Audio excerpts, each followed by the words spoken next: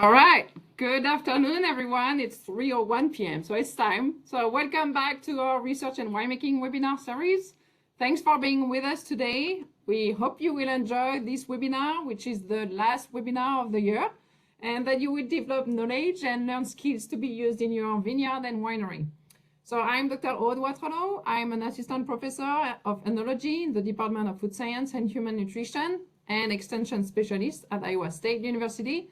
And I'm co-hosting this webinar with my friend and colleague, Drew Horton, a research specialist of enology at the University of Minnesota's Grape Breeding and Enology Project. So before starting the webinar, here are some instructions. So note that the webinar is being recorded, and so it will be available on YouTube by the end of the year. So hopefully by the end of the week. The webinars of last year are already published and available with the link that I will share with you on the chat box. And then whenever you have questions, please type them either in the Q&A box or in the chat box. And please unmute yourself if you have a question that you are not able to type. And so we will answer your question at the end of the webinar. Also, at the end of the webinar, you will receive an email to complete a Qualtrics survey about how we did and what we would need to change for future webinars. So hopefully for next year, if you have specific topics, that's going to be the way to mention those topics. So please take a few minutes, 2 to 5 minutes to complete that survey at the end. All right, so today, we're going to have two presentations followed by a winemaker panel discussion about wine packaging with a specific focus on wine in cans, the pros, the cons, and what to consider prior to using this packaging. So we will also discuss kegs and pouches. Pouches. I don't know exactly how to pronounce that. So presenting today, we will start by Roger Kissling from Ironheart Canning, who will present all about the pros and cons and practical consideration of wine in cans and what is required to utilize a mobile canning line at your facility, followed by Dr. Gavin Sacks from Cornell University, who will present on the use of sulfur dioxide when canning wine and cider and the formation of hydrogen sulfide in canned wine. Then we'll be joined by Chris Stamp. He's not here yet, I think. Who is from Lakewood Vineyard? He is? Okay, sorry. So Lakewood Vineyard, New York. And then Doug Bakker from Madison County Winery in Iowa. Then Jason Kleschult. I hope I did say correctly your last name. Chateau St Croix in Wisconsin. And Peter Gillitzer from Milk and Honey Cidery in Minnesota. So let's start with our first presenter today. And our first presenter today is Roger Kissling, who's currently the Vice President of Sales and Client Management for Ironheart Canning Company, which offers industry-leading quality mobile canning services for the craft beer industry and to some extent for wine and cider as well. That's what we're going to discuss today. Previously, Roger has worked in various supply and sales positions. He's got some real credentials with Gallo Wines and the Terlato Wine Company International. He was a vineyard manager and an assistant winemaker for Alba Vineyard. And he also grows and farms 8 acres of vinifera vines on his land in New Jersey. Roger, you've got a fascinating background, and I can't wait to hear your presentation. You can go ahead and start. Thanks.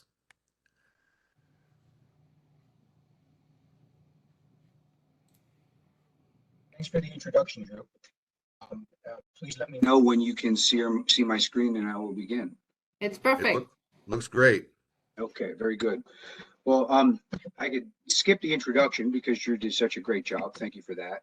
But I do feel the need to just say a little bit about Ironheart's operations so you can know where my base of kind of knowledge is coming from on the canning side, at least. So Ironheart's core operations are in 28 or 29 states east of the Mississippi, or west of the Mississippi and Minnesota. And we run about 84 inline canning lines that we will fill approximately 90 million cans, in 2022 on those lines. As Drew mentioned, a lot of craft beer, a lot of cider, a lot of wine, a lot of RTD cocktails and non-alcoholic. So across the beverage spectrum. I am happy to be part of this webinar because I can share some of my background and my knowledge and passion about wine as well as it applies to canning. So this is a quick agenda of what I'm going to present here. Talk about a couple of market trends. I don't think that I'm going to dwell on that very long, but then getting into considerations before canning, both from a materials side, from a TTB side, deposit labeling requirements, talk a little about a cost analysis, options for launching in cans, talk about components of quality canning, expectations of a mobile service, and then finish with winery responsibilities. So can growth. You know, some of these headlines are a bit old, but canned wine, of course, as we know, was the leading growth segment for alternative packaging for wine for many years. I think that the pandemic may have given us a little bit of a hiccup, mostly because I think a lot of canned wine brands were driven by situational sales, not all on premise necessarily, but bringing wine to the beach, bringing wine places.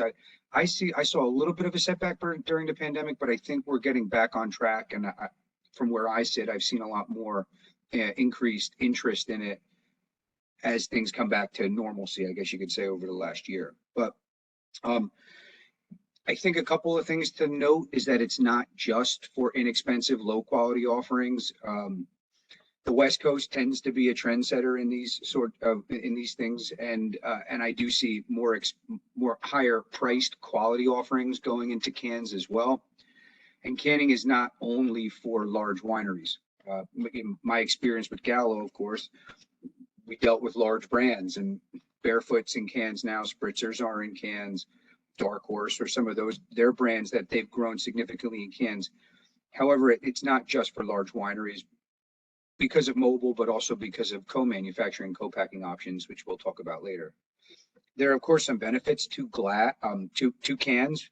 No glass, no problem is one that I hear a lot, but given my marketing and sales background, I've always thought that there is an opportunity, an unrealized opportunity for additional sales, because a lot of those situational opportunities for consumption of wine have been left to a beer or a cocktail or some other type of alcoholic beverage, festivals, concert venues, pools, recreation, hotel amenities, golf courses, etc. So also, I think there's a benefit with the single serving aspect of wine. We'll talk about the TTB and volume requirements that have relaxed, which has been a real benefit, but being able to pour a sparkling wine, never have a flat glass because of a bottle being open too long, or having a by the glass option that's unfortunately been oxidized because the bottle's been too long. We all know that's a real thing, and it also plays into markups in on premise. So if you don't have to worry about that waste factor, do markups come back down and make wine more accessible? And then, of course, sustainability and a lower carbon footprint that canned wine has is another attraction. Both a carbon footprint from the recyclability standpoint versus glass, also the weight of aluminum versus glass, and lastly, from a shipping perspective, a case of cans is very nice and compact and unique. You're not shipping 30 to 25% empty space inside of that carton. So sustainability is certainly a focus. A couple of other things to note. I like to tell people that not all products are meant for cans. And something that I'm always upfront about is that cans are not a vessel for the aging of wine. Shelf life is definitely a common question. And I can tell you that a can manufacturer will guarantee the integrity of a can for 12 months. That's not necessarily the sensory attributes of wine. I can also tell you from experience that I have opened cans of rosé that we packaged 2-3 years ago, and they taste wonderful. A lot of that has to do with the quality of the packaging, the skill of the operator, and the condition of the wine at the time of packaging. So there is a range. it's really product dependent. Cans also cannot hold as much pressure as a bottle. So when you're talking about sparkling wine, cans will rupture at somewhere around 90 psi. A standard aluminum can, there you run the risk of mushrooming at around 70 psi. Temperature does play a role in this, but just to simplify it, a full level of sparkling wine, a traditional method sparkling wine inside of glass, a can won't be able to hold, that amount of pressure. So we typically carbonate a little bit lower for a canned wine. And in my experience, it's not a big issue because single serving. So I think that from a sensory perspective, we're able to attain a level that's useful or that's acceptable, I should say. And we also, from Ironheart's perspective, many canning lines are actually atmospheric fillers. They're not counter pressure fillers. So there's the limit of the canning machinery will dictate the maximum level of carbonation. Let's see, materials, options, and sourcing, because this is a very big upfront consideration. We have the cans. Pardon me if I'm being obvious, but a can comes in two parts. There's the can body, and then there's the lid or the end that is placed on top of the can, and it's seamed. The seaming process is the most complicated part of the canning process, where there's a double seam formed where the metal is bent and compressed into an airtight and obviously liquid tight seam. The can and the end are brought together to form the package. Then those cans are typically put into trays, and then you have bundling options, whether it goes into a carton or pack techs are quite common, which are snapped onto the top of the can to make a 4-pack or a 6-pack. Now cans are sourced from can manufacturers, and can manufacturers are large businesses. Now, Ball, Crown, and Our Dog are the major domestic can suppliers. MCC is produced in Mexico. Ball manufactures the majority of the slim can sizes and wine can sizes traditionally. This is ever evolving, and there are overseas and international supply that has come into the market in greater availability, certainly since the can shortage in 2020. So there are a lot of international options. There are now sleek can options. There seems to be more variety added all the time. Complexity has its pros and cons, right? If you're in a more common size, your costs are going to be less. Products are going to be more available. If you're in something unique, of course, there's a marketing advantage to that, but it does become, you could have supply issues. But quantity, price, timing, and availability, lead times on materials are all considerations, and I'll get into some more of those scenarios in a second. Third-party suppliers dominate the market now. So where 3 or 4 years ago, 5 years ago, it was possible for a producer to go directly to a can manufacturer and order cans, they've really moved away from that, and their MOQs are extremely large. So all blank can sales, shrink sleeve can sales, and more even printed can sales, if the quantity is there for that large MOQ, they all go through third parties. So you deal with suppliers. Ironheart, we do supply cans as well as part of our service, and we work with third-party suppliers also. Okay, some options for artwork. The main options are shrink sleeve cans. For production on site, the shrink sleeve is pre-applied to a blank can, so the can show up palletized, ready for filling, and your artwork is shrunk onto the can. The artwork will extend from the top to the bottom, and for that reason, from just an aesthetic, these cans are very popular in the wine space. The other option is blank cans with the pressure-sensitive label. These are more cost-effective than shrink sleeve cans. The lead times are less, and your flexibility is increased because you're able to have labels on a shelf and attach those labels to multiple SKUs, but you're filling those SKUs in the same blank can. So whether you're doing multiple varietals, you have that added flexibility, and you don't have to order with a 5-week lead time that shrink sleeve cans would necessitate. And then, of course, printed cans are the third main option. Printed cans are not an option for launching a brand. Even very large brands do not launch in printed cans because they're produced The minimum MOQ is a full truckload of cans, 25 full height pallets, and the quantity varies per can size. But to give you an idea, a 12-ounce can, that's about 204,000 cans of a single artwork design. That's the MOQ. So even very large brands typically will not launch in that because you're locked into that artwork. They're the most cost effective, so everybody chases that, but it's getting harder and harder to do. A fourth option that I should mention, if I go back very quickly, that is on the horizon and is in the future, are digitally printed cans. So there is technology where they will digitally print directly onto the aluminum. That is developing. In 2023, you will see domestic suppliers of digitally printed cans where they're taking a blank can and printing on it. And that will be exciting from an artwork standpoint and for the industry. That is on the horizon. Compatibility with can liners. I'm going to go through this rather quickly because I know that Gavin has done some research and he's going to present on this next in more detail. But this is another very important consideration before packaging because wine and cider are acidic beverages. It's important to note that the aluminum can body is really simply a structure to support the spray coating, which is inside of the can. And that's what provides the barrier between the liquid and the aluminum. If wine were to contact aluminum directly, it would corrode through the aluminum fairly quickly. So you have standard epoxy versus BPA-NI or BPA non-intense sprays.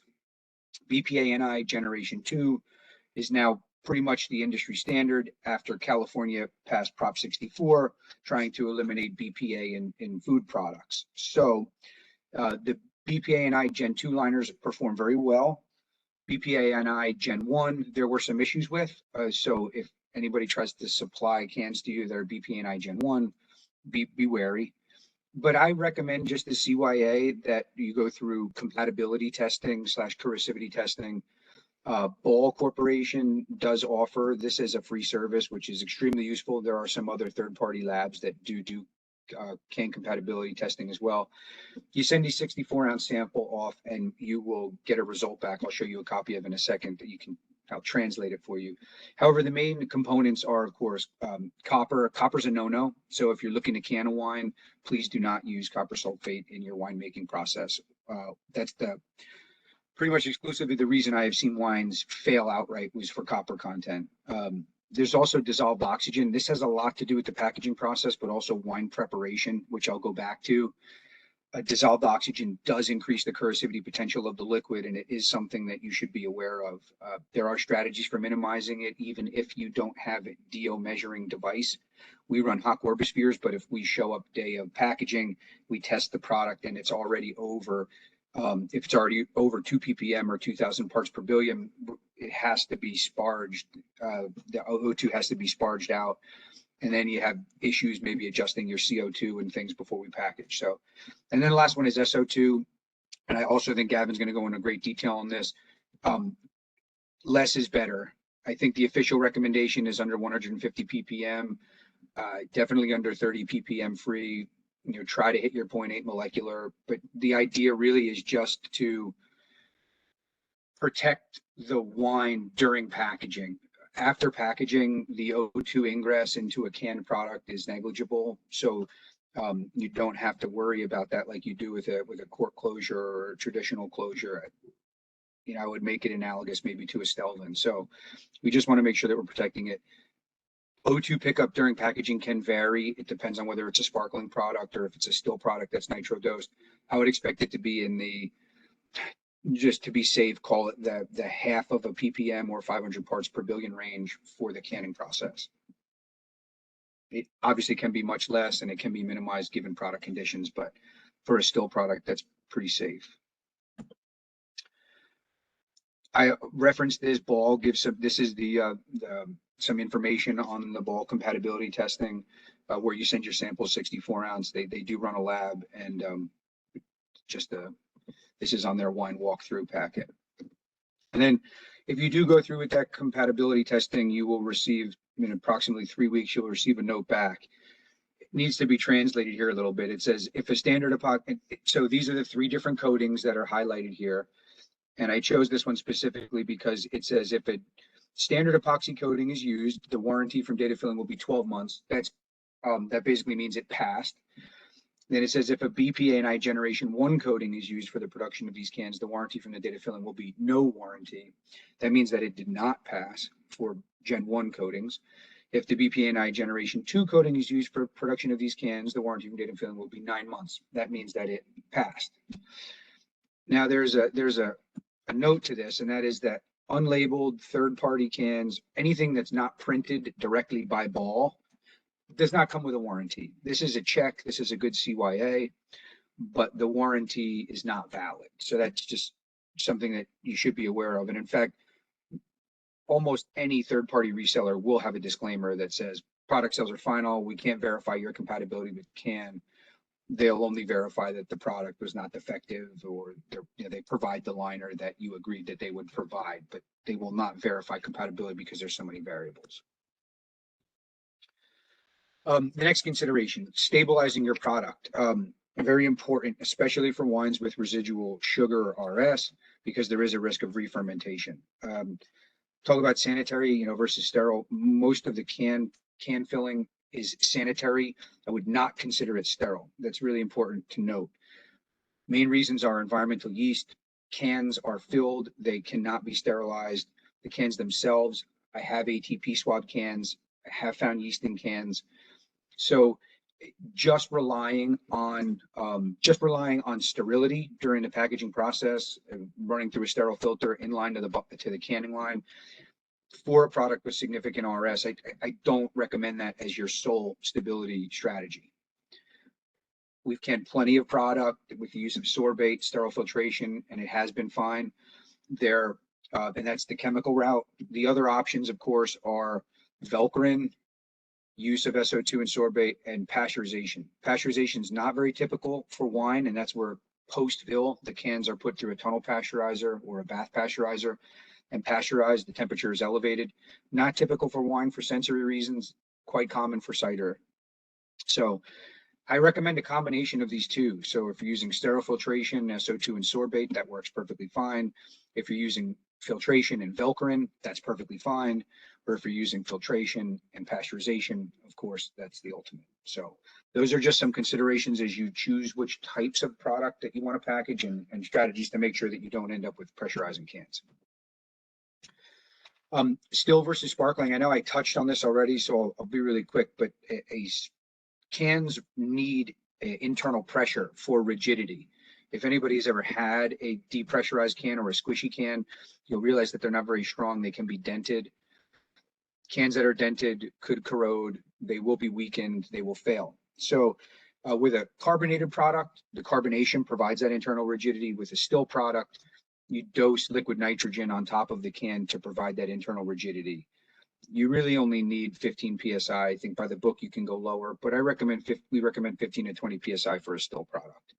It also does help evacuate the oxygen in the headspace during packaging as well.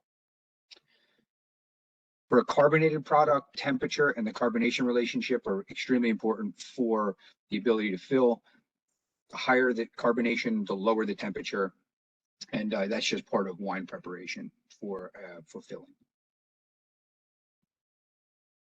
And then TTB, really excellent that the TTB relaxed can sizes. I believe it was early 2021, I believe, was when it was passed. It could even have been a little earlier than that.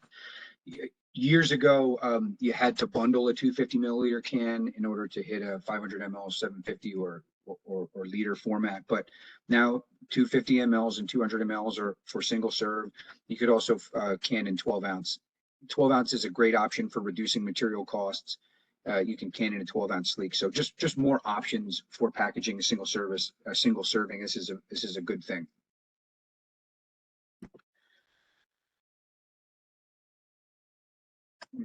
There we go. Deposit labeling, just another thing for you to do some research on beforehand. If you are distributing, there are deposit, and you can get the deposit language incised. You can get lids with it incised right on it, or you can print it on the label, or you could do both. So this is just another thing to consider as you, depending on what geography you're selling in. Some simple material cost examples, and I'm not going to review this in detail in order to save time and not go too far over. But this is just an illustration. So focusing on blank cans or printed cans, or sorry, blank cans or sleeved cans. And I'm just comparing 250 mLs to 375 mLs. And then I have a slide on 12-ounce cans.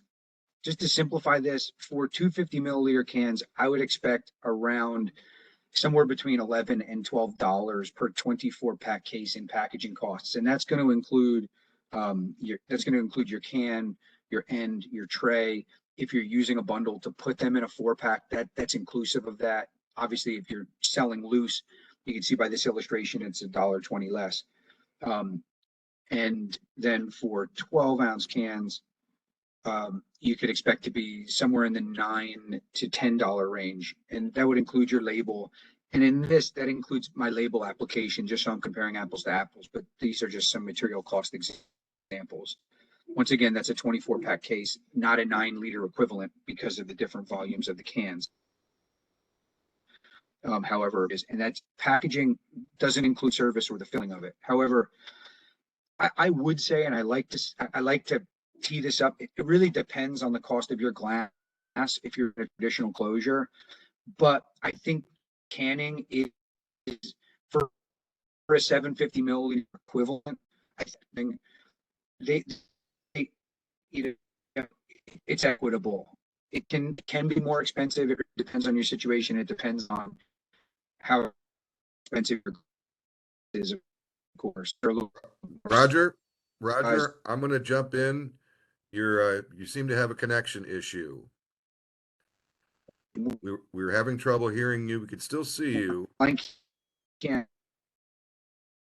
but possibly keep your camera off, but keep your microphone on.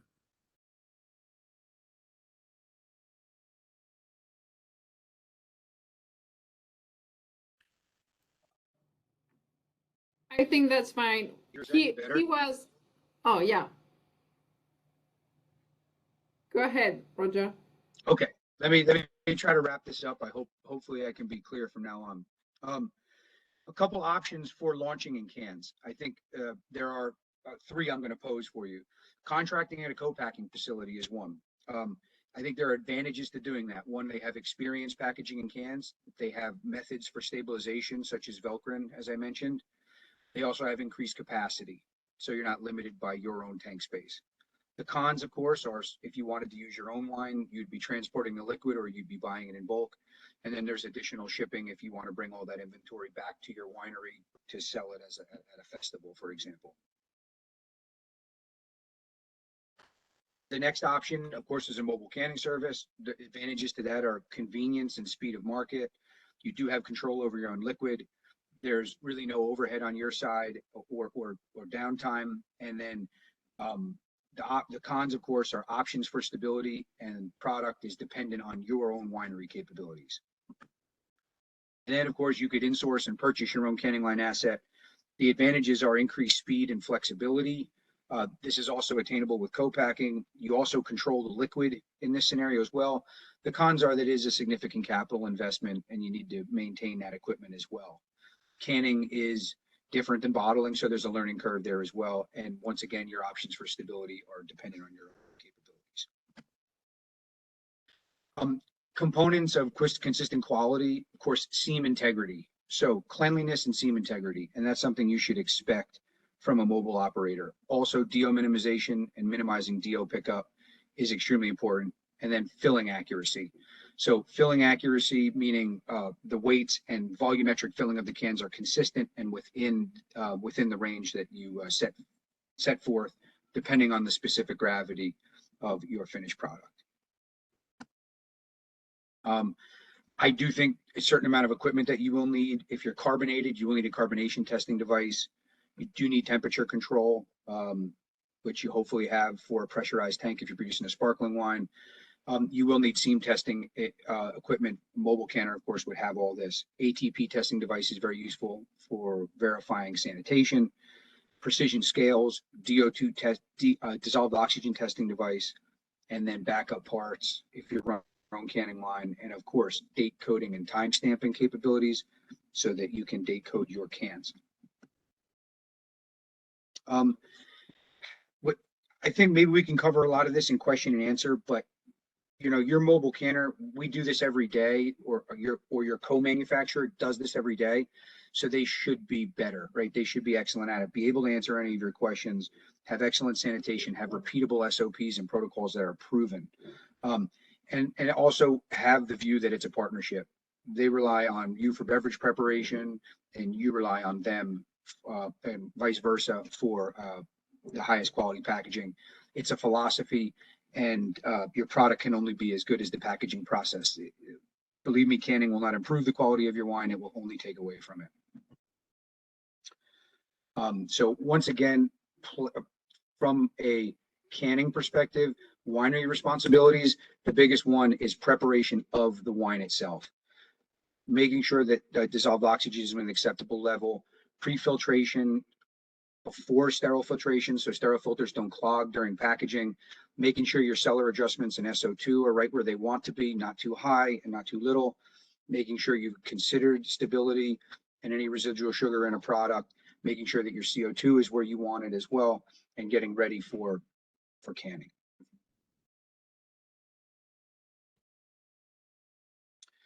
And then I have a question slide up here, but I think we're going to wait for that for the end. Ode, would you like to go to Gavin right now, or do you want me to play that short 1-minute video that I have right now that shows the winemaking process? It's up to you. I would suggest just play it now, and then we will move on to the presentation from Gavin. Very good. And thanks. I'm sorry for going a couple minutes long, but I appreciate you bearing with me.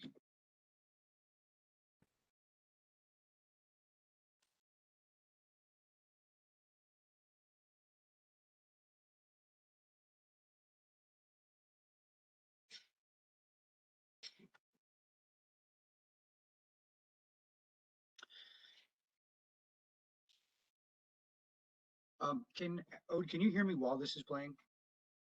Yes, we can hear you. Okay, Yep. perfect. I can give a quick voiceover. So from a mobile perspective, you see that all the equipment is in a box truck and is pulled off of the package, off of the box truck and brought into the facility. This is important to get close to the packaging tank to minimize loss. This is different than a mobile bottler. And I bring this up because most mobile bottlers that you're familiar with in the wine industry, their equipment never leaves the trailer. So they pull it up outside. A little bit different here. Just, you know, some additional flexibility. So there are pros and cons to that. Obviously, the con being we need accessibility, and floor space. 10 feet by 25 feet, 10 feet by 30 feet, we typically would set up in a tank alley. Here's doing seam checks before setup. Remember, the seam is the most complicated part of the canning process, something that we guarantee as a mobile packager. They also had a shot there of the nitro dosing. The liquid nitrogen is fed into the cans for a still product. You're going to get to see an example of this here shortly. The cans go down the depalletizer. There's a jet of sanitized water that's sent into them to remove any particulate. The cans are date coded, and then they move into the filler. Once the cans are filled, a dose of liquid nitrogen would be applied to a still wine. Remember, that pressurizes the cans. The nitrogen volatilizes as the lids are applied, and then it's locked into the can at the seamer. The goal of nitrogen dosing, of course, is to get consistency, minimize DO, as I mentioned. And then the cans pass off of the canning line through a rinse tunnel. Very important that you remove any residual wine on the outside of the cans to avoid any type of a corrosion or storage issue. This just shows some different quality, capabilities. This is also seam imaging. There was some lab testing there for microbial spoilers, and this is an internal image of a can seam. That's pretty much the process in a nutshell from a mobile canning perspective. If you do it in-house, it's not very different. And to be honest, if you're doing it at a co-manufacturer, it's not very different, just that the canning line is permanently installed and set up permanently. If you are using Velcro dosing is a whole nother can of worms, but Velcro dosing would take place in line to the filling line, potentially with a buffer in between.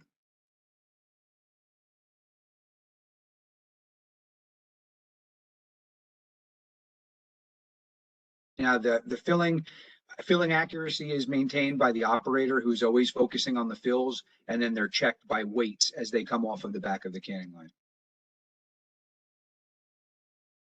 So at this point, Cornell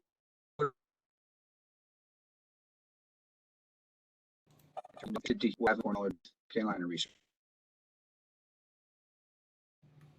Good. Thank you very much, Roger. You were kind of gone with the sound at the end, but it was great to have your presentation, and it was awesome to have the video. I think that's really something beneficial for everybody, just to see how a bottling canner is working. So thanks for that presentation. Let me switch the roles. All right. So now we're gonna please type any questions you have in the chat box or the Q&A box for Roger, and we will answer those questions at the end of the presentations. So now let's continue with our second presenter, Dr. Sacks. He is a professor and associate chair of food science at Cornell University. He has a PhD in chemistry from Cornell University. His research interests are in developing and utilizing state-of-the-art approaches to analysis of trace level components associated with food and beverage quality, with a special focus on mass spectrometry-based tools. He teaches courses related to wine flavor chemistry and analysis, and has co-authored a textbook on wine chemistry. And so we are going to learn more about canned wines. Gavin, we are ready for your presentation. Okay, can you hear me? Yes, perfect. Okay, great. And thank you, Aude, for the invitation to speak in the seminar. And fortunately, Roger was able to go over a lot of the background regarding canning and the operational aspects. So I'm going to dive into one particular area. Hey, we don't need this slide telling us again that sales of wine in cans have been growing recently, although at least up to 2020, and with a brief hiccup, as Roger put it, for 2022.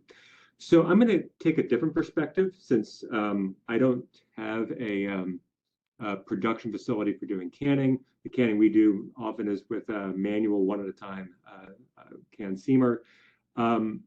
We're taking the perspective as food chemists, and the way food chemists think about packaging chemistry and its effects on flavors, usually through the lens of these three potential problems: staling, scalping, tainting, the three demons of packaging. And it doesn't matter if we're talking about orange juice or milk in a carton, or a vegetable in a carton. Staling means that ordinary processes that would occur if you had no package, for example, oxidation, or if you've got bread and it goes stale, it loses water. If you don't have good packaging materials, these processes that would occur if there was no packaging occur anyway. So these are just ordinary processes that would occur to any product as it sits around, and hopefully the packaging limits that. Scalping, despite the name indicates that what's getting scalped is usually flavor compounds or color compounds. Most often it's odorants, because most packaging materials are nonpolar, most odorants are nonpolar, and scalping means that the odorants are getting adsorbed or absorbed into the packaging material and lost. And then finally, there's tainting. On the wine side, you're probably familiar with that term from things like cork taint. And this means the migration, that is the diffusion of these odor compounds, typically, from the packaging material into your food or beverage. And so if you have a plasticky off taste from saran type coating on your apples getting absorbed onto the waxy layer of the apple, that would be an example of tainting. Or in the case of cork taint, TCA or related compounds migrating from the closure into the wine. So taking this perspective on of potential impacts on flavor chemistry on alternative packagings, I'm going to focus on cans primarily, but alternative packaging in general, staling can be an issue with some of the bag-and-box and pouch type packagings, in part because the quality of the seal, especially around where the valve goes in, or at the valve itself, can allow relatively high levels of oxygen, which means that you can get oxidation occurring faster than you would get with glass packaged wines. You can have same issues with cans if you've got a poor packaging operation. Roger emphasized the importance of making sure your dissolved oxygen is low. I think he recommended 2 ppm or lower. That's oxygen is going to result in staling, or what most winemakers would call oxidation. Scalping. So there's a thin plastic liner with cans. There's a slightly thicker plastic liner with some of the other alternative packages. There's been some work on this problem with cans. It looks like in the case of wines, it's unlikely that there's going to be much of an impact. It's really only super nonpolar compounds that get scalped. So for beers, for IPAs, where you've got hop oils, potentially a problem. For bag-and-box type packagings, we have a thicker liner, potentially a problem. But typically for cans, this shouldn't be much of an issue. What can be an issue for cans is tainting, and in particular, hydrogen sulfide formation. And so that's going to be the subject of most of this talk, which is why do we have, on the average, higher concentrations of hydrogen sulfide, that is the smell of rotten eggs, or as put in this newspaper article, a foul odor. If you dive into it, then you can realize what that foul odor is. So on the right, this is data from a convenience survey of wines from our local wine store, and we couldn't find perfect matches for every canned wine and bottled wine. We tried the best we could for matching price point, roughly, and variety and region. And on the average, canned wines are not just above sensory threshold, but often well above sensory threshold for hydrogen sulfide rotten egg smell. While with bottled wine, it's not obvious from this, but it was some small fraction, I think like 1 or 2 samples of all that we looked at that were in excess of sensory threshold. Okay, there's a couple potential sources for hydrogen sulfide in bottle. Some are going to be general for any time you put a wine into a high quality, near hermetic container. That is a container that's allowing in very little oxygen. So this would apply, for example, also to glass packaged wines with a diam closure or with a good screw cap. And there's a few precursors I've identified that will degrade during wine storage and release H2S. And Roger had talked about potential problems with copper. There's a few reasons that people think copper might be a problem. In the case of wine, one of these is that when you have copper in wine, it's almost always complex to H2S and other sulfides, that is, other sulfurous compounds. And so if you ever had the experience of having a stinky wine, sulfurous wine, adding in copper and having that smell go away, despite what some of the older textbooks say, that copper does not precipitate. This is what would happen if it was a model wine that is just water, ethanol, H2S, you add copper, you can see a fine black precipitate form. In a real wine, that H2S and some other sulfidyls bind to the copper and they stay dispersed as, well, poorly characterized particles, probably a nanometer scale, small enough we can't see them. So you still have a transparent solution, clear solution. And so Roger cautioned that this is one of the most common reasons for wines to be rejected. This isn't necessarily the only reason, but it's good practice if you're putting any wine into a near hermetic environment, that is, good package like a can or a screw capped wine, keep your copper low. 0.2 seems like ppm seems like a reasonable target. There are strategies, even if you've added copper, there are strategies for removing that copper. You can use PVI, PVP. That's pretty effective and removes not just the copper, but also whatever else is bound to the copper, including H2S. That's nice. Some other things like yeast lees get recommended. Those don't seem to be as effective. Bentonite gets suggested sometimes, not as effective. PVI, PVP, long acronym, but that product actually seems to work. And I have no doubt, I've had more slides, like, I suspect there's gonna be other workshops that Ode and Drew will be putting on where you can learn more about that if you haven't seen that already. Okay, I'm not gonna be discussing this because this is not, or any further, because it's not specific to canned wines. This is a general consideration that you should always have with a wine if it's going to a low oxygen storage environment. keep your copper low, because if that copper is in solution, it's bound up to H2S. And you can't smell the H2S, but you will eventually, because those nanoparticles can degrade during storage and release H2S. Okay, so what's unique about aluminum, though, is that if you take, and you can demonstrate this to yourself, just take a piece of bare aluminum foil, and add it to a wine, or even simpler than that, a solution of SO2, within hours, you will be able to detect either chemically, analytically, or with your nose, the presence of hydrogen sulfide. And this has been known for a while, that you will produce both H2S, but also if you go to a high enough pH, you can see these blisters of aluminum hydroxide forming. Sometimes you can see this in the lid of a can up by the seam as well, because it's not actually immersed in the wine. Presumably this is happening throughout the can body as well. It's just hard to see because it dissolves. So this has been known for decades.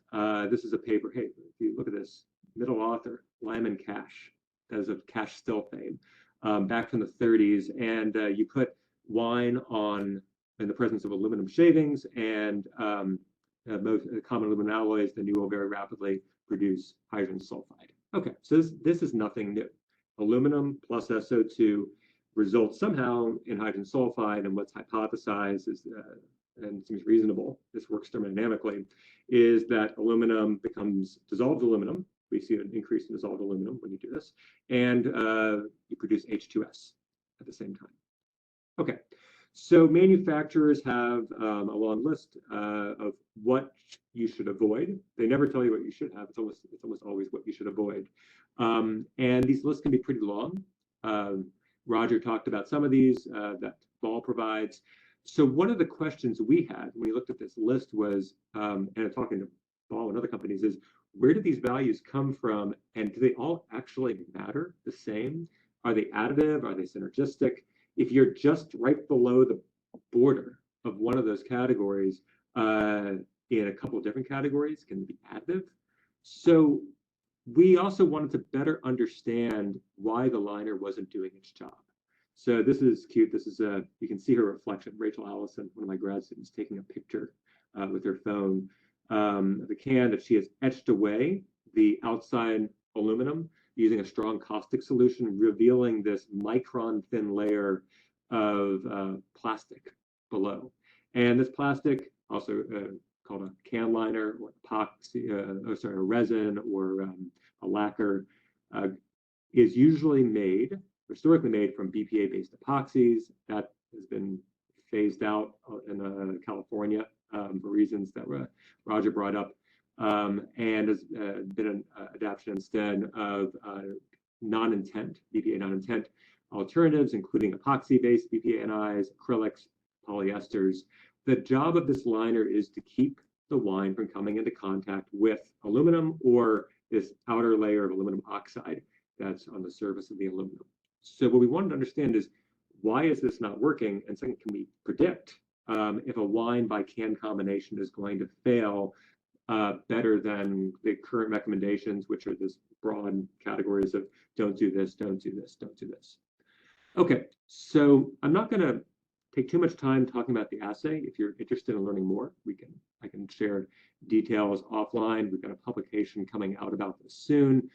And the questions we wanted to be able to ask, though, with this accelerated aging assay are, what components, if you've got that long list, which of those components are most predictive of H2S formation and or corrosion? And we're defining corrosion as increased dissolved aluminum, because eventually that's going to lead to failure of the can and leaking. Which liners behave better than others? Are they all equally suitable for wine? We didn't think they would be.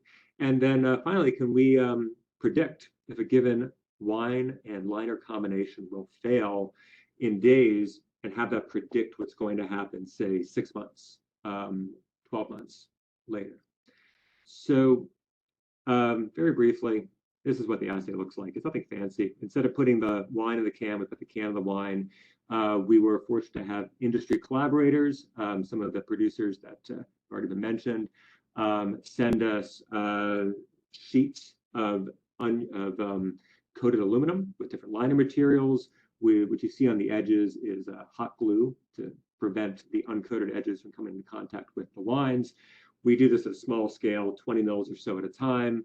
And then we've tried incubating at different time points. We find that measuring at 3 days, measuring at 14 days, and taking the average actually leads to the best outcomes for predicting. But you can use just one time point or the other. And these are using a few days or 14 days of storage at elevated temperature, and we're trying to predict what's going to happen at room temperature after 6 months, 8 months, something like that. Something that would be useful to a winemaker. More recently, also, we've learned that we can just take tin shears out and clip out aluminum from cans, so we don't need to rely on getting the materials from the manufacturers before they make cans from them. If you've got a can you're curious about, we can take out the shears and prepare a sample. Okay, so I'm going to move this. One thing that actually was really interesting about these results, bare aluminum coupons are in no way predictive of what happens when you actually have coated coupons. This is not just a matter of having a poorly applied liner and having lots of little holes in it. We see almost no we see poor correlation between what we get with bare aluminum coupons and actual coated coupons. There is something in the wine, in certain wines, that is able to damage the liners to make them permeable to the wine components. It's not just imperfect liners allowing in some wine. Okay, I'm going to skip these slides because this is about the assay and I don't think we need them, but I can tell you how we put it to use. So we took a convenient sample, a bunch of New York wines, but we tried to be representative of the United States and elsewhere in the world. So there's some European wines, Australian wines, California wines, in addition to New York, range of styles and range of chemical compositions. And then we took those wines, we canned them out here at Cornell, 3 different liners, BPA, a BPA NI epoxy, what people call Gen 2, and acrylic liners, what some people call a Gen 1. And we stored those for different amounts of time and then measured a range of properties, including hydrogen sulfide. We also tore down the cans and looked for visible corrosion. We looked for dissolved aluminum. And we did the same experiments with accelerated aging and coupons, only for much shorter time periods and higher temperatures. And what we want to get with this is, well, first off, we want data on the wines, good range of what you might find in commercial wines, some sweet wines, some drier wines, some higher alcohol, some lower alcohol, higher pH, lower pH, high SO2, lower SO2, and everything in between. So what we wanted to get was data that looked like this.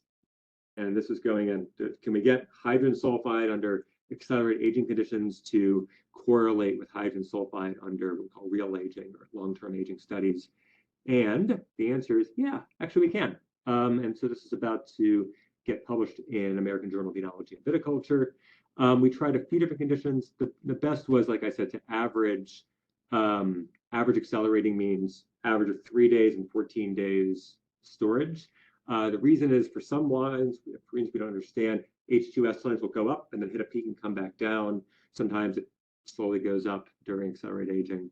And it looks like taking the average of those two does the best job of predicting what's going to happen during storage. So these are results for epoxy lined cans.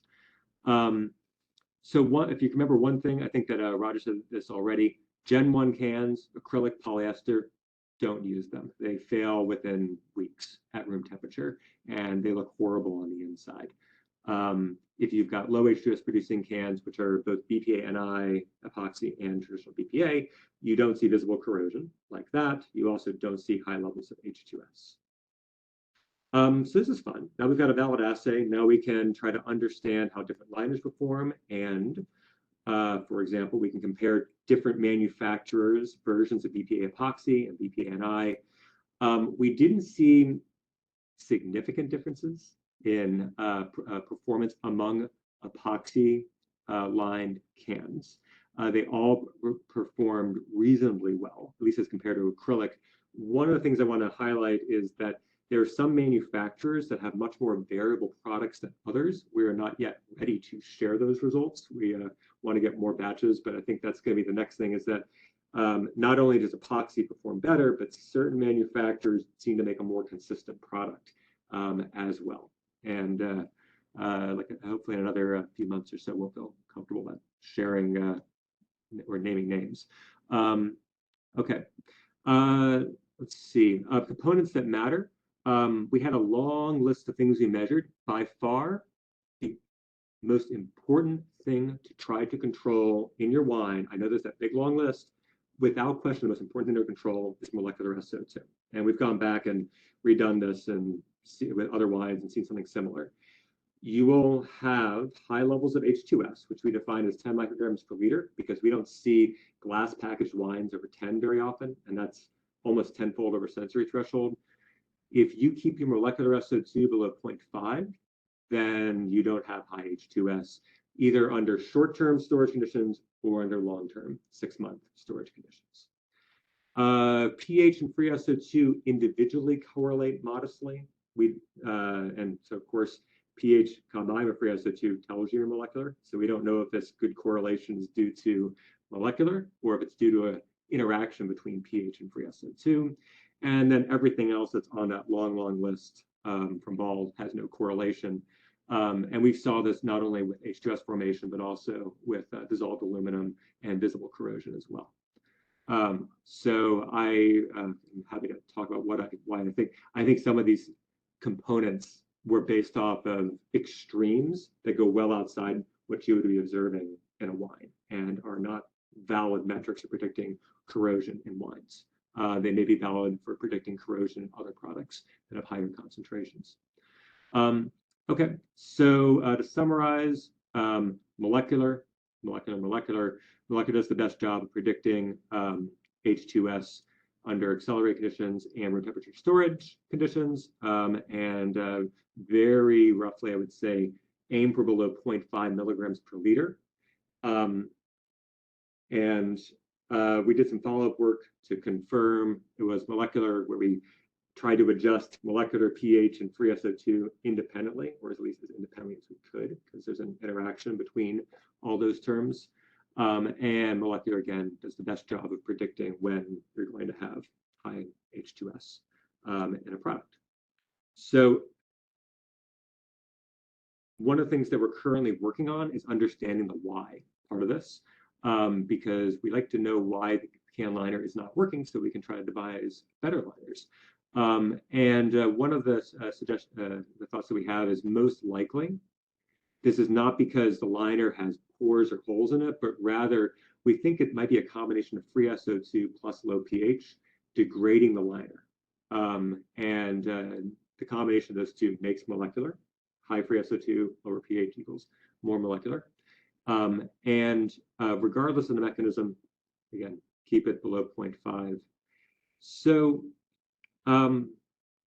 key messages: SO2 can react with aluminum directly, but it can also react with the aluminum in beverage cans, even if the liner is present, to make H2S. You can use accelerated aging to give valid results on line coupons for long-term storage. Of all the recommendations that are available, focus on molecular SO2. In fact, I don't even know if molecular SO2 is on Ball's recommendations. They've got some combination of pH and free. Focus on molecular SO2.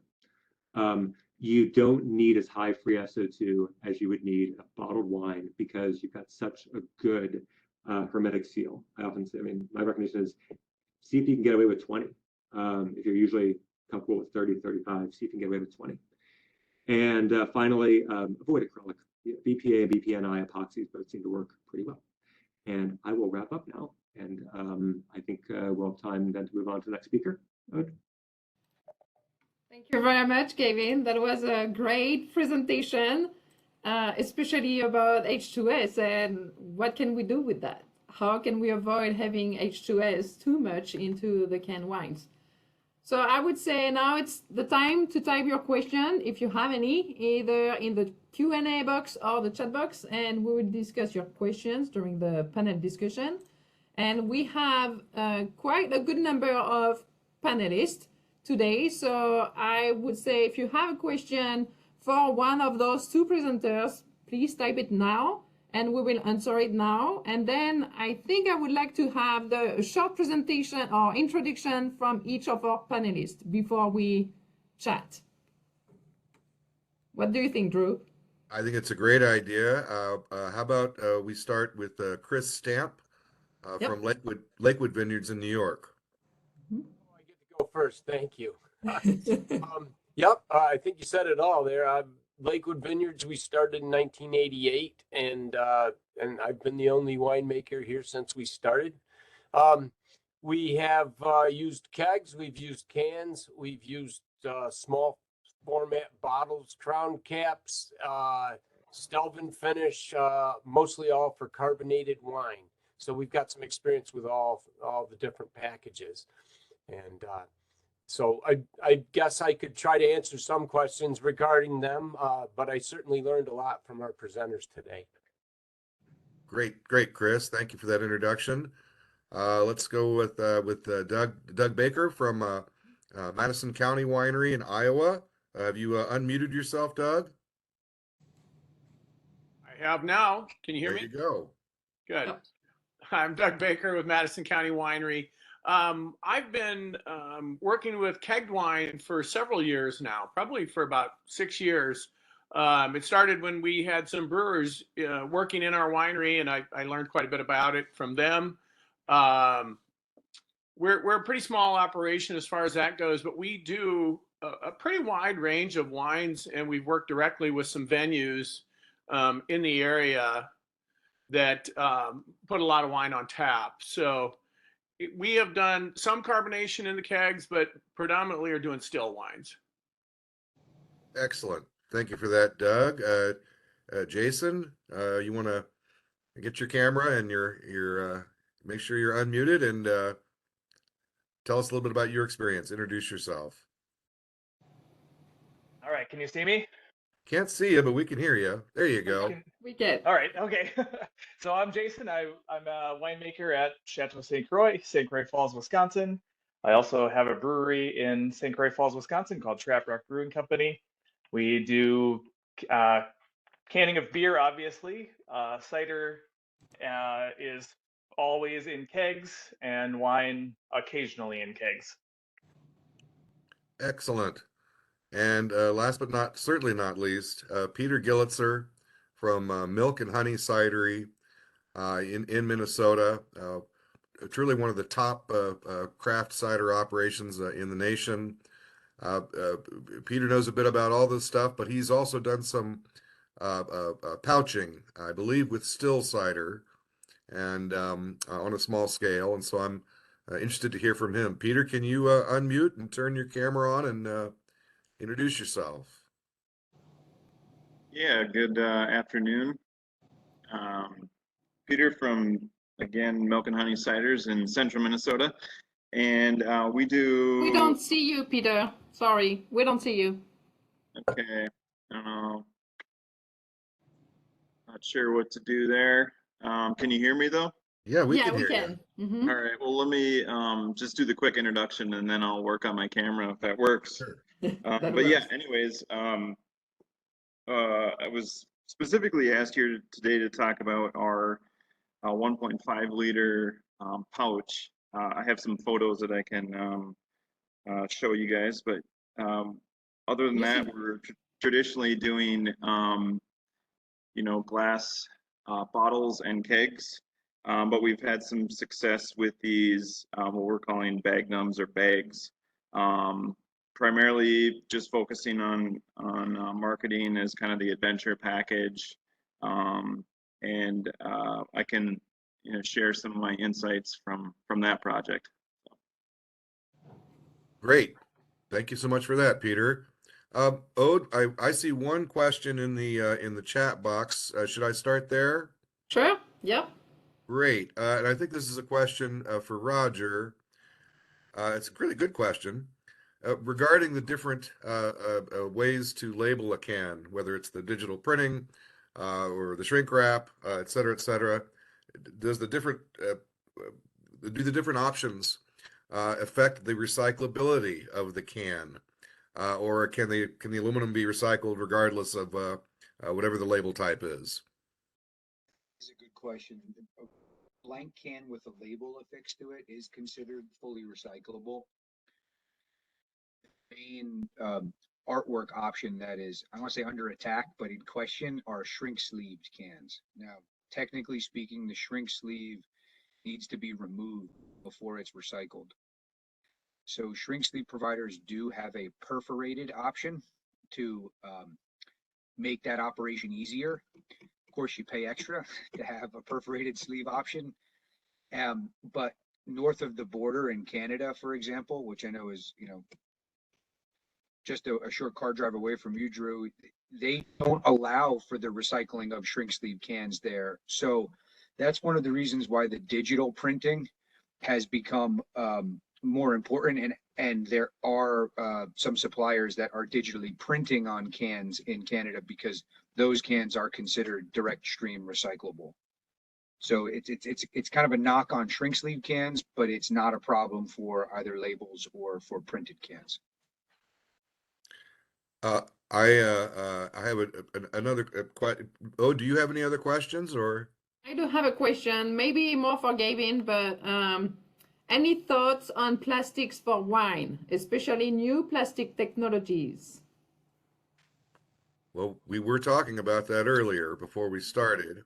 So by new plastic, maybe this is a good chance to segue over to a conversation I was having with Roger, or Roger was having with me prior when we got started, which was PET cans. Would you like to discuss that?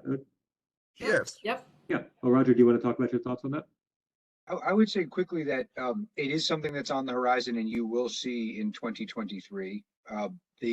The only thing that's holding it back right now is the manufacturing of the PET cans themselves. They are calling them PET cans. They're in the shape of a can, but they're made of PET plastic. So I think it has some, in my opinion, it has advantages because it eliminates a lot of the corrosivity and liner interaction concerns. Of course, not all of them, as Gavin's presentation showed, there's a lot of detail and variables to be considered, but it also allows you to see into the package, which, not being able to appreciate the color of a wine could be considered a negative of a traditional can. And then lastly, there's some really interesting things that can be done where they have PET cans that have a twist to it, or actually have an artistic element to the can itself. So I think that's something that's coming. It's the ability to seam it and have that seam integrity is a challenge and has been a challenge with PET cans. That's something that R&D is still continuing on, and it has a lot to do with how they're manufactured and the durability of the PET. But I think it certainly is going to be something exciting, and you'll see it in the coming year. That's going to be so interesting. Can I ask a question related to that? So, Gavin, you looked at H2S and you were looking also at oxygen management. Did you look at how oxidation would happen in cans? And what about the PET cans for oxidation? Okay, there's two questions. So one is a surefire way to make sure you get no H2S showing up in your canned wine is to completely saturate the wine with oxygen during packaging, which of course, unfortunately, will lead to a thoroughly oxidized wine. So a better approach, because what the oxygen is going to do, we do see less H2S formed when we have oxygen present in a wine during canning, but that's the trivial explanation is that's because we are consuming sulfur dioxide. And that's not, there's easier ways to have less SO2, which just don't have as much. So I don't see it. I know that in other beverages, there's once you have the liner degrade, the presence of oxygen can accelerate corrosion. But with wine, the main challenge is that the wine itself seems to degrade the liner. But for other products, yes, limiting oxygen seems to be an important way of trying to decrease corrosion. For PET, this is the big question, as Roger pointed out. This is a general problem with any of the plastic alternatives, which is making good seals or seams whenever you've got two things coming together, whether it's the valves on a bag-in-box or where the seam is on a pouch, or presumably where the seam is on the lid for a PET bottle.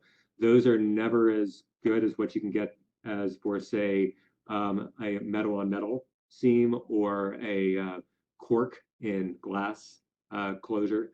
That's the big question, because other plastic non-glass alternatives have really struggled to have shelf lives over, say, 6 to 12 months because of the amount of oxygen ingress that's going basically in the gaps and the seams and where materials come together.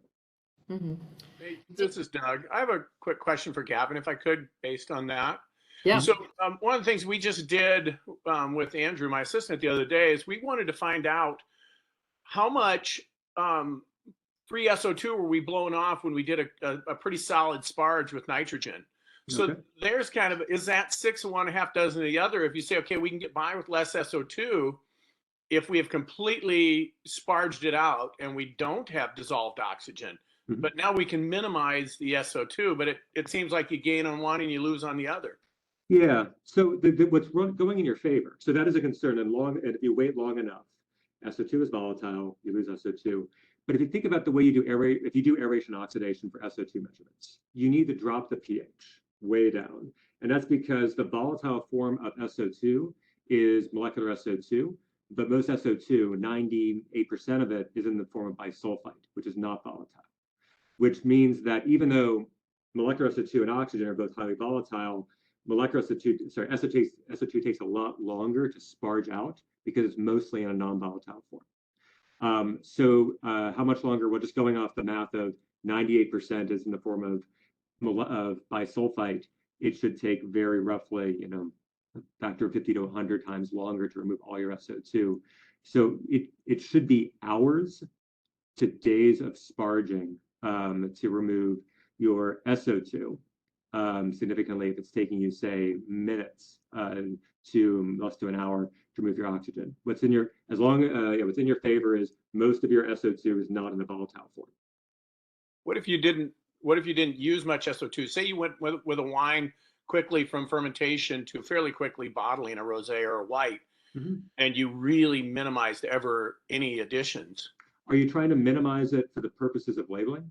Are you trying to have an organic? No, if you're trying to get to the organic issue for one, but I'm also just trying to minimize SO2 and to keep a clean wine. But this is considering for glass too. It's not just for can. Okay. Yeah, I mean, you can see how much we could work through the math. This is the sort of thing you can do empirically to see how much you lose based on the way you're doing your sparging.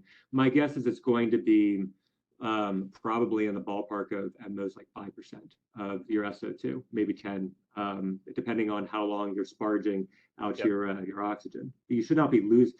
So what I would do if you were losing, even if you're losing a decent amount of your SO2, then in the same way that most wineries, if they have dubious bottling lines and they know they pick up some headspace oxygen during packaging, they'll add a little extra SO2 at packaging because they know they're going to lose it.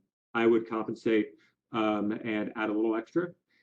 The most important thing there is making sure you're consistent and that you know that the way that you're doing the canning, you're always losing blank SO2 due to whatever process, whether it's volatilization or oxidation due to oxygen getting picked up during the canning process. All right. I might jump in there real quick, Drew, and just add that, like other forms of packaging, the challenge in canning is, I don't want to say the challenge in canning, it is a key component of all quality packaging is consistency. And being able to achieve consistency, as Gavin said, is difficult.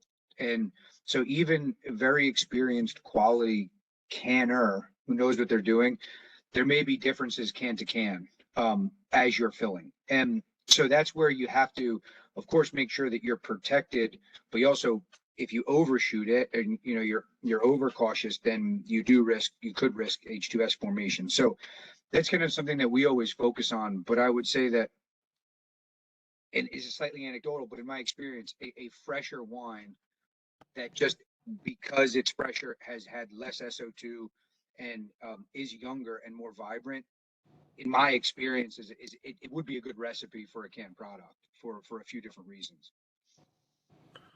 All right. I want to jump in for a second. We've talked a lot about cans, and it's been absolutely fascinating. But I did ask some other folks here to talk about some other alternatives, and we've only got about 15 more minutes. Peter from Milk and Honey Ciders, can you give us 5 or 6 minutes about your experience with the 1.5 liter pouches? What do they cost? Have you had good experience with them? What does it take to set up a good pouching line, if you will? Yeah, yeah, absolutely. Just real quick, let's get some eyes on what we're talking about here. I just want to show you guys this. Can you all see that pouch there? Yep. Yeah. Can you make it bigger a little bit, please? Yeah, absolutely.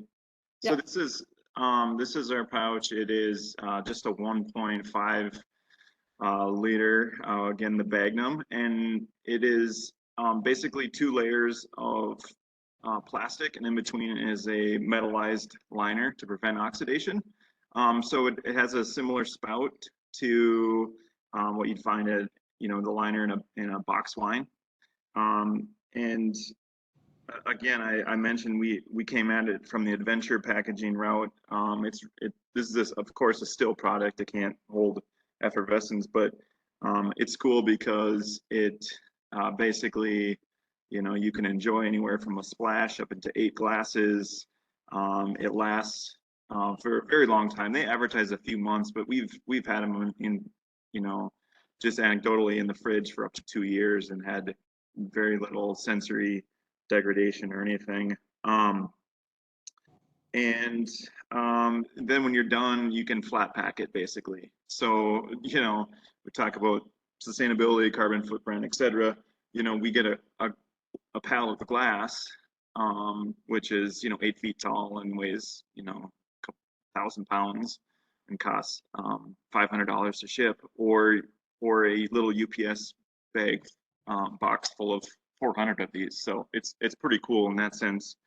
The product we use is Astra Pouch, and we've had good experience with them. We actually got the idea from another cidery out in Washington called Alpine Fire, who had used them successfully for a year. We've used them for about 3 years now. They comprise about 5% of our volume. So and we're not huge. We're maybe 150,000 liters a year. So we're only putting out maybe 2,000 cases of this stuff. But we've had some really good luck. Basically, you know, not everything's going to work in here. So of course you have to find something that's going to work still. Before we recently in the last year adopted Bakker technology, but before that we really had to put something in here that was dry also. You can't really sterile package this stuff. You can't pasteurize it, which was our default before. So up until recently, now we can put, you know, semi-dry or sweet cider in there. But before it had to be completely dry. Something that's going to be good across a lot of different temperature ranges because it doesn't hold temperature well. So and we're encouraging people to bring this outside and into, you know, sort of canoe trips and on the beach and things like that. So it has to be something that's going to pour well on ice or at room temperature. And then the other interesting thing too is that this is an advantage, is you have to put something in there that or you get to put something in there that is kind of guaranteed to be aromatized. So you're going to pour, you can't drink this like a can or a bottle, single serving bottle right out of the vessel. You have to pour this into something. So we put the Golden Russet cider, which is a highly aromatic sort of tropical aroma, really pleasant. That's one of its main sort of selling points in my idea. So you're forced to enjoy that aroma with this product. We fill it, again, we don't do a lot of this. This is our little filler here. I don't know if you can see that there's a tank in the back, but in the foreground there, you see the pouch right there. You see exactly 1.5 liter filling vessel. We can sort of, the product comes in on the lower end there. It's counterweighted, just sort of to prevent operator fatigue. We use nitrogen gas to purge everything, including to put some in the pouch as it's being filled. Peter, sorry to interrupt you. What would that cost? Did you guys make that yourself, or did you buy Yeah, that? so we saw it online. The Astra Pouch was selling them for like 10 grand. We built this 10,000. ourselves for like $1,000 and some, you know, found a local stainless welder to do it. And so on a small scale, this is $1,000. We can fill two pouches a minute, one guy, and the pouch itself is like maybe $1.30 at the scale or at the quantities that we buy it. So it's a pretty good deal. You're basically putting 2 wine bottle worths for $1.30. So it's a pretty good deal. Have there been any, and I'm sorry to rush you along, we've got other folks to hear from. Have there been any major, if you'll pardon the expression, major screw ups with it, or in general, was it easy and has fulfilled your needs? Again, I'm mostly talking to small wineries and small cideries and such. Does it seem to work out okay? Yeah, we've been really happy with it. So no complaints and no failures, no leaks, nothing like that. So Excellent. Yeah, we're going to continue it. But Thank you for that. I just have a quick question about that. Yep. So if those 1.5 liters pouches doesn't handle correctly the temperature, how can you have something, let's say a white wine, that will be better at cool temperature or cold temperature? How is that affecting the wine? Yeah, I mean, basically, I would, I think then you're having to follow up with some recommendations. You're gonna have to keep it cold. You're gonna have to keep it on ice, etc. And so, I think one of the unique things is it absorbs temperature pretty rapidly. This packaging cost, so you kind of got to put something in there knowing that it's gonna experience a wide range of temps. So. Yeah. Well, you don't keep a bottle of wine in the back of your car in the summertime either. So Yeah. I hope most people would appreciate intrinsically the needs of wine. I want to hear Jason. You there? We just have a question in the Okay. Q&A box before we move on. Another Okay. person. What is the recommendation regarding wine lot size and total canned amounts when working with a mobile canning line? So Roger, Roger, that's a question for you. What's a small scale day? What's an 8-hour day? How many cans can a winery expect to do? Let's assume it's one single wine with no parts changes. How many cases, 24 packs can you do in a day?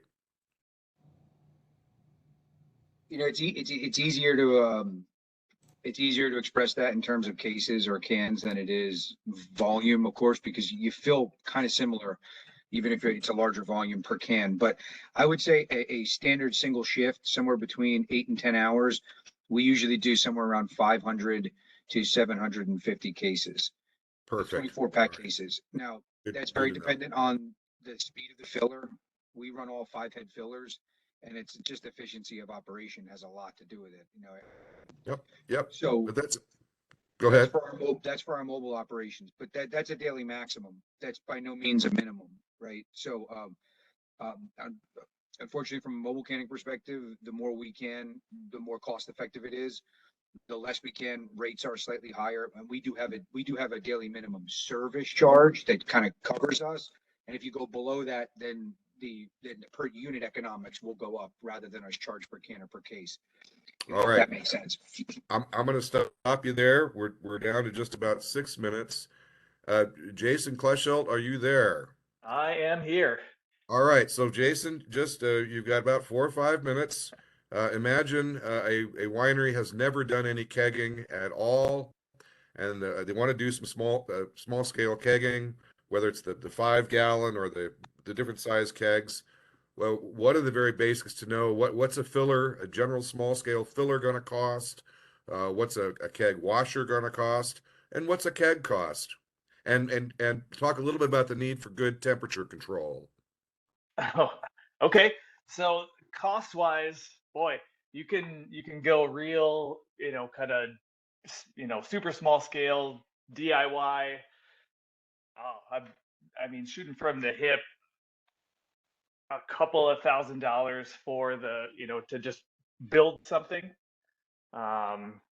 Kegs are, I mean, at the moment, we pay 100 and right. Trying to remember how many we ordered last time. Purely, I want to. purely ballpark figures are acceptable. Yeah. Oh, well, all right. So, you're in the neighborhood of $125 for a keg. And yeah, so, obviously you're into your sparging equipment. Yeah, we at the brewery that I own, most of our equipment is all purpose built, kind of, there's all kinds of forums that you can go online and do all of that. And Chris and Doug, you can also mention how much that would be, because you also use kegs. Yeah, we do it very Right. small, very small. We're manual filling and so on. So we just have a rigged up. It's a manifold with 3 spouts filling. You've got your, on the coupler, the stopper what stops the fill and so on. You can rig all that up pretty easy. And when you're working with wine, it's a lot easier to clean than beer too. So we kind of do our manual cleaning as well. So we really do it, on a much smaller scale. None of you have given a figure. If I wanted to start kegging my wine tomorrow, am I looking at, can I do this for $5,000? Oh, God, yeah, under that. 10,000? Yeah. Yeah, Yes, you can. 1,500, you could have everything you wanted.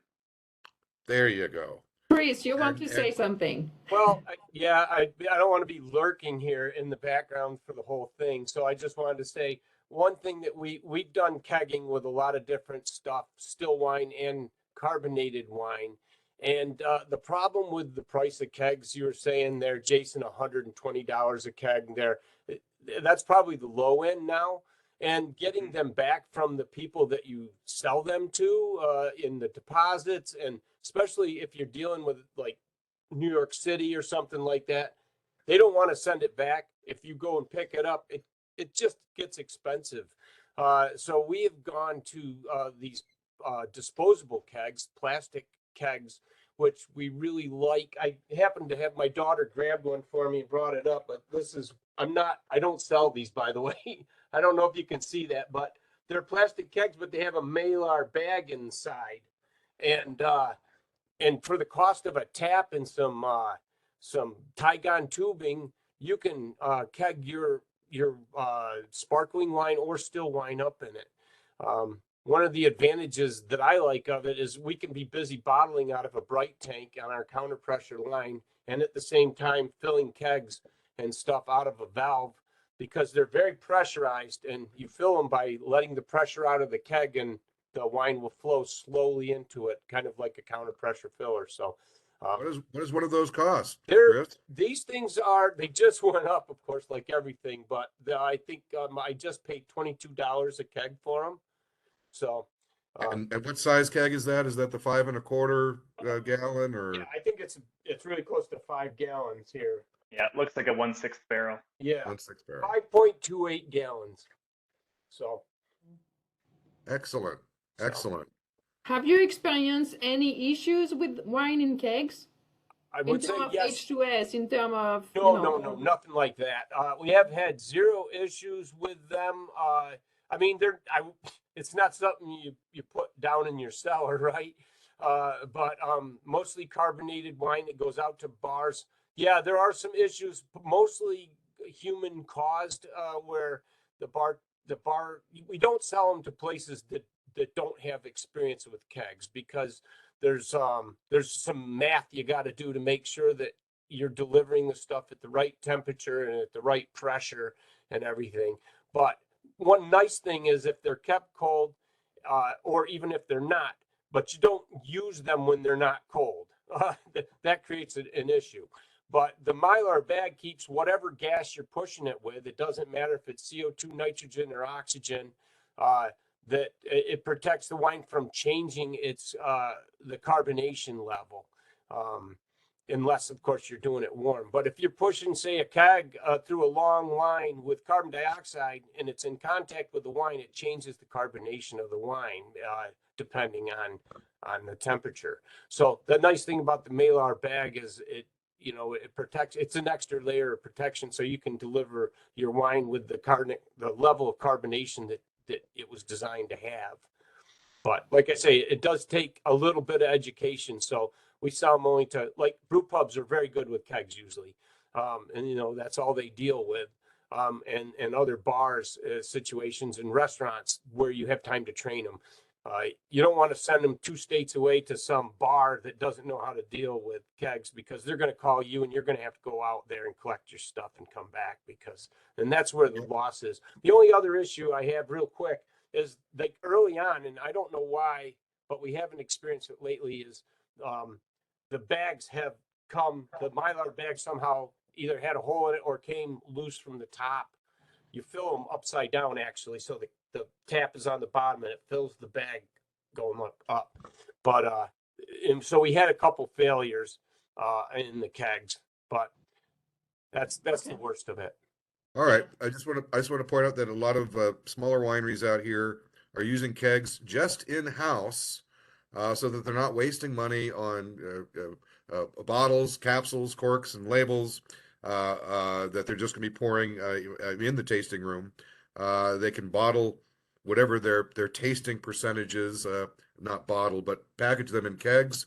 They can sell the bottles, but do all the tasting and buy the glass sales in the tasting room directly from the keg, and save on some packaging that you just throw away in a very short time.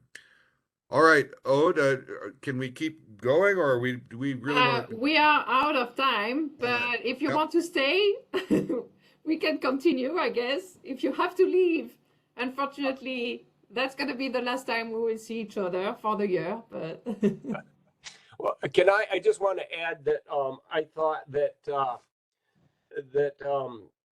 the presentation from Ironheart, which we've used for canning, it was spot on, and you didn't sugarcoat it. I thought everything you said was very accurate, and I really appreciated that. We found that their group coming to us and canning here was very professional and did an excellent job. They're hardworking individuals.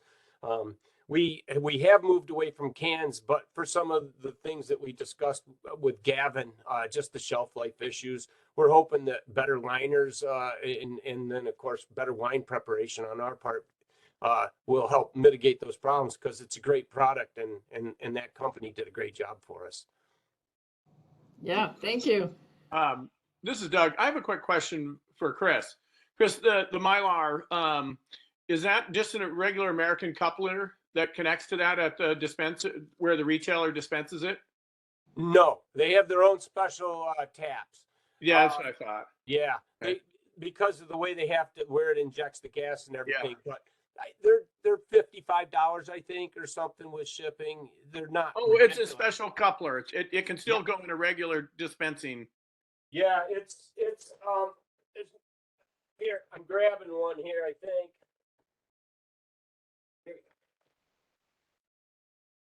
Since we're doing show and tell, I'll just Yeah. put one up here.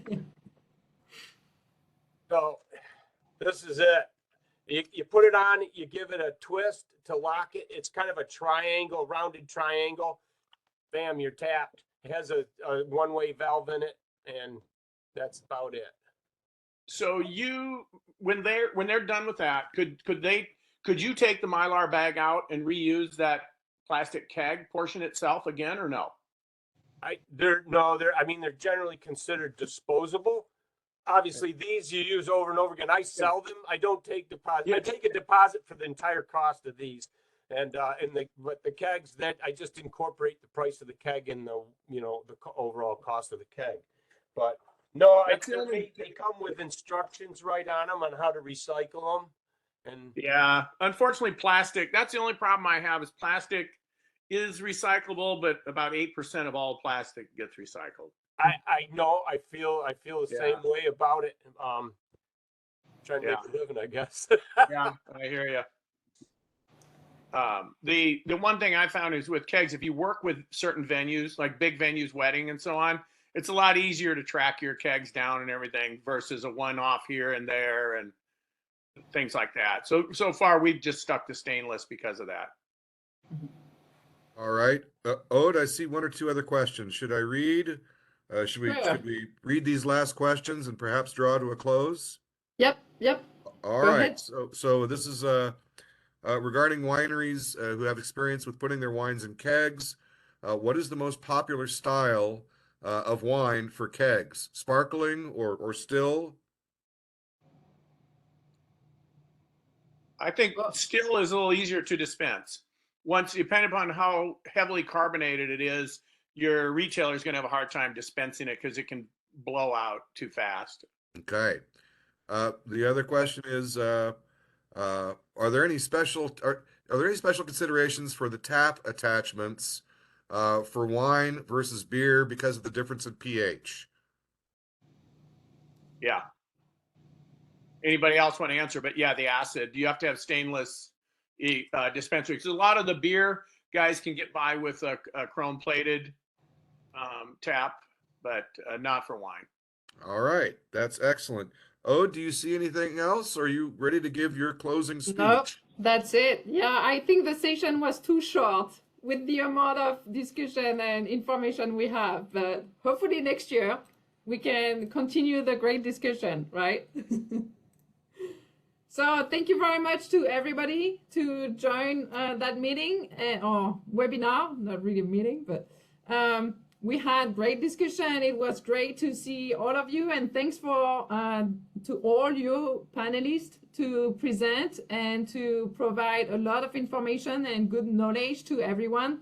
Hopefully it was helpful and that brought some new knowledge to you. And so please send us an email if you have any question about anything that we didn't cover today.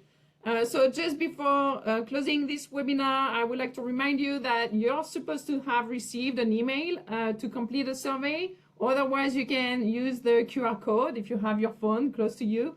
And stay tuned for future webinars. So that was the last one of the year, but hopefully next year we will be able to offer you other topics. And in the survey, you will be able to share any topics you want to learn more about.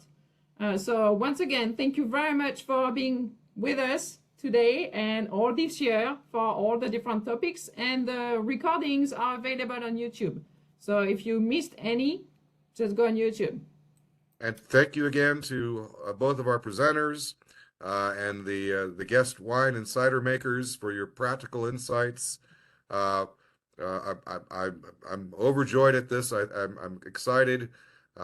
We all know glass is expensive and heavy and has a not a great carbon footprint, and there are some savings to be had for your bottom line in alternate wine packaging. This is a whole new area, well, not entirely new, but it's gaining ground and it's very popular. It's something you should all be aware of. I will sign off. I'll say happy holidays and a bright wishes for a happy 2023, everyone. Yep. Happy holiday. Thank you, everyone.